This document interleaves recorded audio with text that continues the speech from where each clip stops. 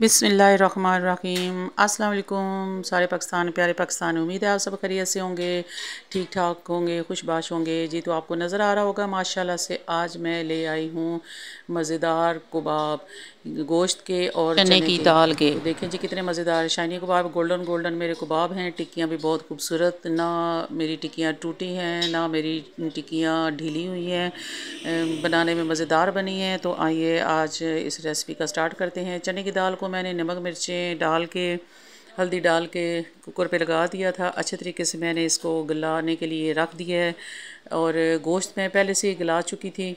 इसमें मैंने लहसुन, अदरक, प्याज और नमक मिर्चें सारे मसाले थोड़े थोड़े से डाल के मैंने इसमें इसको बॉयल अच्छे तरीके से कर लिया है और बाकी मसाले मैं साथ साथ कबाब बनाते हुए बीच में डाल लूँगी। तो चलें जी अगला प्रोसीजर स्टार्ट करते हैं। गोश्त जो मेरा गला हुआ था मैं चॉपर में डालती हूँ और इसको चॉप करूँगी। आप चाहे चॉपर में डाल के चॉप करें, चाहे सिलबट्टे पे पीस लें, जिस तरह से आपको आसानी हो। कुछ लोग चने की दाल और गोश्त को इकट्ठा ही रखते हैं, वो भी बेहतरीन तरीका है, उस तरह से भी आप कर सकते हैं। लेकिन उस तरह कई बार अक्सर पानी रह जाता है, तो जब आप बाद में पानी को ड्राई करते हैं तो दाल और गोश्त नीचे लगना शुरू हो जाता है। मैं गोश्त क्योंकि पहले से बॉयल कर चुकी थी और चने की दाल फिर मैंने बाद में बॉयल किया, तो इसलिए मेरे अलग अलग से हो गए हैं। देखिए जी मेरा गोश्त माशाल्लाह से चॉप हो चुका है, लेकिन अभी इसमें काफ़ी सारा फ़र्क है। इसको बिल्कुल स्मूथली बनाना है ताकि आपके कबाब अच्छे तरीके से बने।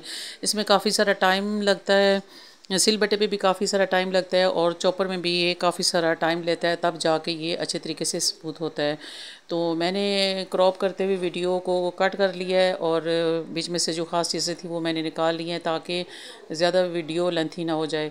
तो आपने इसी तरह से ज़्यादा सारा टाइम दे के गोश्त को अच्छे तरीके से चॉप कर लेना है ताकि जब आप कबाब बनाएं तो कबाब आपके फटे ना। और कबाबों का राज भी यही होता है कि दाल भी आपकी अच्छे तरीके से बारीक हुई हो और गोश्त अच्छे तरीके से। चाहे तो आप गोश्त और दाल को इकट्ठा डाल लें, चाहे बारी बारी पीस लें। अब गोश्त में मैंने लहसुन, अदरक और सब्ज़ मिर्चें डाल दी हैं। गोश्त को बॉयल करते हुए भी क्योंकि मैं सारा कुछ डाल चुकी थी और जो बीच में मुझसे मुझे कुछ मसाला कम फ़ील हुआ है वो मैंने अभी डाल लिया है। वैसे भी जब आप बॉयल करने के लिए रखते हैं तो हाफ़ मसाला आपने उसमें डालना होता है और हाफ़ मसाला जब आप इसकी बाइंडिंग करते हैं तो उससे पहले इसमें डाल के मिक्स करना होता है।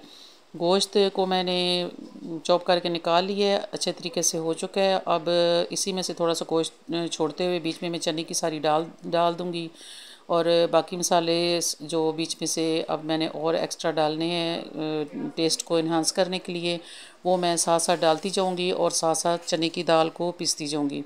चने की दाल स्मूथ होते हुए काफ़ी सारा टाइम लेती है खरवी होने की वजह से, तो इसको स्मूथ करने के लिए साथ में थोड़ी थोड़ी चीज़ें डालती जाऊँगी ताकि ये अच्छे तरीके से चॉप हो जाए और थोड़ी थोड़ी स्मूथ भी हो जाए। तो इसमें साथ प्याज मैंने जो डालना था अभी वो प्याज डालूँगी और मसाला थोड़ा सा मुझे एक्स्ट्रा लगा तो मैं थोड़ा सा अभी कम कर देती हूँ। मसाले मसूले डाल के बाकी सारी चीज़ें बार बार मैं बीच में डालूँगी और फिर इनको मिक्स कर लूँगी। और मैं बार बार बता रही हूँ कि मसाला बिल्कुल स्मूथ होना चाहिए। जितना मसाला स्मूथ होगा उतने आपके कबाब अच्छे बनेंगे। अगर दरदरा मोटा सा मसाला होगा तो आपके कबाब तलते हुए टूट जाएंगे।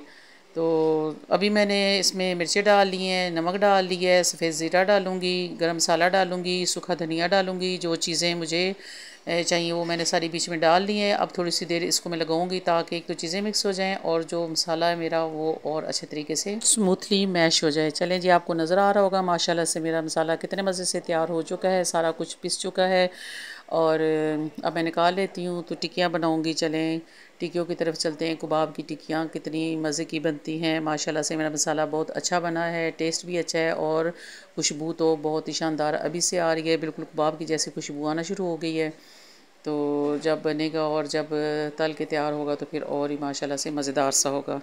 तो चलिए टिक्कियाँ तैयार करते हैं। ये देखें मेरा मसाला जो आखिर में मैंने निकाला है कितना फ़ाइन और कितना स्मूथ है और बिल्कुल जब इसकी टिक्कियाँ बनेंगी तो बिल्कुल इजी से बनेंगी और नज़र आ रहा होगा कि टूट फूट भी नहीं रही हैं। अगर आपके मसाले को कोई मसला हो जाए, टिक्कियाँ टूटना फूटना शुरू हो जाएँ या ढीला रह जाए, तो आप इसमें 2-3 चम्मच या अपने मसाले के हिसाब से जितनी आपकी क्वान्टिटी है उसके हिसाब से आप इसमें कॉर्नफ्लोर डाल लें या मैदा डाल लें, तो उसको फिर अच्छे तरीके से इसको मान लें, तो इस तरह से फिर आपकी टिक्कियाँ नहीं टूटेंगी।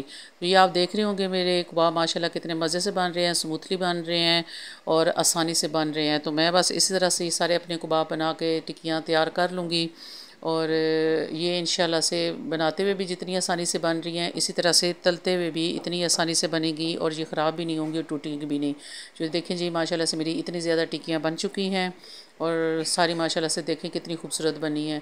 तो आप भी, मुझे उम्मीद है कि इसी तरीके से बनाएंगे तो आपकी टिक्कियाँ बहुत अच्छी बनेंगी और टूटे फूटेंगी भी नहीं और तलते हुए भी ख़राबी नहीं होगी। तो मेरी किट्टू आ चुकी है। जब भी मैं कोई काम बैठ के कर रही होती हूँ फ़र्श वगैरह पे तो इसको खुशबू आती है तो ये पहुँच जाती है, और गोश्त का काम करते हुए तो ये हर वक्त हाज़िर सर्विस ही रहती है। तो चलें जी इसको निकालते हैं यहाँ से और अपना अगला काम स्टार्ट करती हूँ। तलने के टाइम पे मैं आपको ख़ास तौर पे बताती हूँ कि टिक्कियों के ऊपर अंडे की भी आपको ज़रूरत नहीं है, मैदा वगैरह भी ना लगाएं, ब्रेड क्रम्स की भी ज़रूरत नहीं है। इस तरह से इसका अपना टेस्ट चेंज हो जाता है। ये मैंने मैदा लिया है, इसको बिल्कुल मैंने थिक सा बैटर बना लिया है और चुटकी भर आप इसमें नमक डालें, चाहे तो डालें चाहे तो वो भी ना डालें।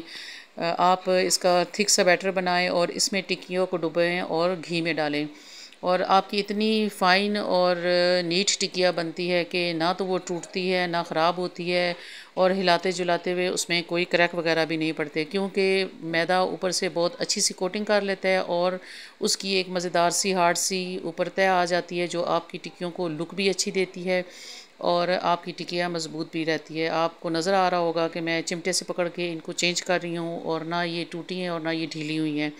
तो उम्मीद है आप ये तरीका इख्तियार करेंगी। अंडा वगैरह लगाने से कुछ लोगों को अंडे की स्मेल भी अच्छी नहीं लगती, और अगर मैदा आप बेसन लगाएंगी तो बेसन जो होता है वो ख़ुद भी जितना भी उसको तलें वो ढीला रहता है, वो क्रिस्पी नहीं होता। तो मैदा जो है ये आपकी टिक्कियों को ऊपर से हार्ड करेगा, क्रिस्पी करेगा, और अंदर से तो आपकी टिक्कियों का मसाला वैसे ही सारा पका हुआ है, ज़्यादा कुकिंग की ज़रूरत नहीं है। सिर्फ आपने जो ऊपर मैदा लगाया है उसको अच्छे तरीके से कुक करें और अपनी टिक्कियों को निकाल लें। चलें जी मेरे कबाब आपको नज़र आ रहे होंगे माशाल्लाह से कितने मज़ेदार बने हैं, टिक्कियाँ कितनी खूबसूरत बनी हैं, तलने में बिल्कुल भी नहीं टूटे और घी भी मेरा शाइन करता हुआ नीचे से बिल्कुल गंदा मंदा नहीं है, इसमें फैलाव किसी चीज़ का नहीं हुआ। सारी टिक्कियाँ उतनी नफासत से उतनी खूबसूरती से बनी हैं। तो आप भी अगर इन रेसिपीज़ को फॉलो करेंगे तो आपके कबाब भी इसी तरीके से अच्छे ही बनेंगे। तो सारे कबाब मैं निकाल लेती हूँ और इनको फिर मैं आपको टेस्ट करके बताती हूँ कि मेरे कबाब कैसे बने हैं। देखने में जितने मज़ेदार हैं मुझे उम्मीद है कि इंशाल्लाह मेरे कबाब खाने में भी उतने ही मज़ेदार होंगे, क्योंकि मैंने अपनी रेसिपी पे ख़ास तवज्जो दी है और कोशिश की है कि मेरे कबाब अच्छे ही बने। तो चलें जी ये देखें मेरा घी बिल्कुल साफ़ सुथरा, आप इसको दोबारा भी किसी भी चीज़ के लिए इस्तेमाल कर सकते हैं। तो चलें जी मेरे कबाब आपकी खिदमत में हाज़िर हैं टेस्ट करने के लिए। देखें कोई भी टिक्किया आप उठा के देख लें, एक जैसी even smooth golden brown crispy, और जिस तरह से मैं उठा रही हूँ ना तो ये ढीली हो रही है, ना ये क्रैक हो रही है, ना ये गिर रही है, बिल्कुल शेप भी इनकी अच्छी है जी। तो चलिए आए कबाब को ट्राई करते हैं, टेस्ट करते हैं कि कैसा बना है।